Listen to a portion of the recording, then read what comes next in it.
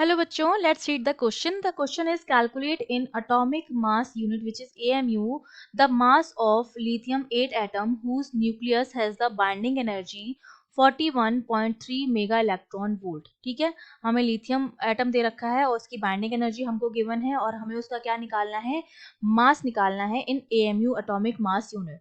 तो देखो की कॉन्सेप्ट में हमें क्या पता होना चाहिए. की कॉन्सेप्ट में हम जानते हैं बाइंडिंग एनर्जी क्या होती है. न्यूक्लियस के अंदर न्यूट्रॉन और प्रोटॉन होते हैं. इन न्यूट्रॉन और प्रोटॉन को सेपरेट करने के लिए जितनी एनर्जी रिक्वायर्ड होती है, सेपरेट करने के लिए जो रिक्वायर्ड एनर्जी होती है वो हमारी होती है बाइंडिंग एनर्जी. मतलब ये न्यूट्रॉन और प्रोटॉन को बाइंड करके रखती है. इतनी एनर्जी जो होती है वो न्यूट्रॉन और प्रोटॉन को बाइंड करके रखती है. तो अगर मुझे इन दोनों को सेपरेट करना है, अलग करना है, तो इतनी एनर्जी हमको देनी पड़ेगी. जितनी एनर्जी से एक दूसरे से बंधे हुए हैं उतनी एनर्जी हमें देनी पड़ेगी.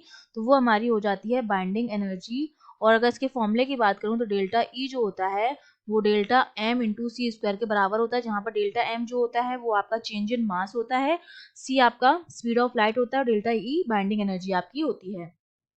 और अगर मैं 1 AMU की बात करूं तो 1 AMU मेरा 931 मेगा इलेक्ट्रॉन वोल्ट अपॉन सी स्क्वायर के बराबर होता है. ये रिलेशन होता है AMU और मेगा इलेक्ट्रॉन वोल्ट में. ठीक है, तो अब मुझे क्या निकालना है. हमें दे रखा है कि जो बाइंडिंग एनर्जी है which is 41.3 mega electron volt, वो किसके बराबर हो जाएगी, which is equal to delta M. Mass में कितना चेंज आएगा वो हम निकाल देते हैं. तो देखो लिथियम की जब हम बात करते हैं तो लिथियम 3 लिथियम 8 होता है. तो नंबर ऑफ उसकी बात करेंगे तो हो जाएंगे 3 ऑफ डेल्टा एच. ठीक है, 8 - 3 क्योंकि ये आपका होता है एटॉमिक मास और ये आपका होता है एटॉमिक नंबर जो बराबर होता है नंबर ऑफ इलेक्ट्रॉन के. ठीक है, और नंबर ऑफ इलेक्ट्रॉन या नंबर ऑफ प्रोटॉन के प्लस न्यूट्रॉन कितने हो जाएंगे, atomic mass minus atomic number, ये तो हमारे पास प्रोटॉन हो गए. ठीक है, और 5 आपके पास क्या हो गए, न्यूट्रॉन हो गए. उन दोनों का मास माइनस मास डिफेक्ट आएगा क्योंकि जो एक्चुअल मास होता है वो कुछ कम आता है इससे. दोनों का जो टोटल मास होता है उससे कुछ कम आता है. जब हम एक्चुअल निकालते हैं तो वो जो प्रैक्टिकल जो हम निकालते हैं वो एक्चुअल से थोड़ा कम आता है, जितना होना चाहिए उससे कम आता है. ये जो है वो दिखाता है मास डिफेक्ट को.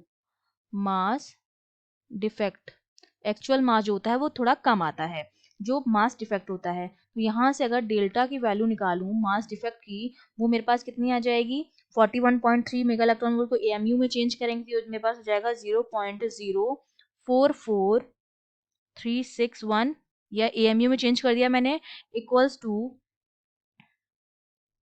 पहले इसको मैं चेंज कर देती हूँ इसको. ठीक है, मेगा इलेक्ट्रॉन वोल्ट को मैंने इसमें एएमयू में चेंज कर दिया which is equal to 3 into proton का कितना हो जाए 0.00783 प्लस 5 और न्यूट्रॉन का 0.00867 माइनस डेल्टा. तो डेल्टा की जो वैल्यू आ जाएगी वो हमारे पास कितनी आएगी, 0.06684 माइनस 0.044361. तो ये वैल्यू आ जाती है हमारे पास 0.02247 AMU के बराबर. ठीक है, हमें क्या निकालनी है, मास निकालना है atomic mass unit.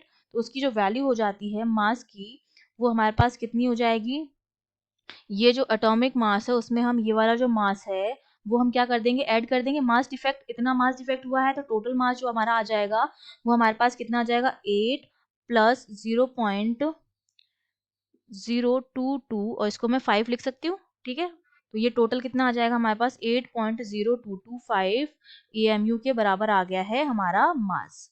I hope you understood well. All the best.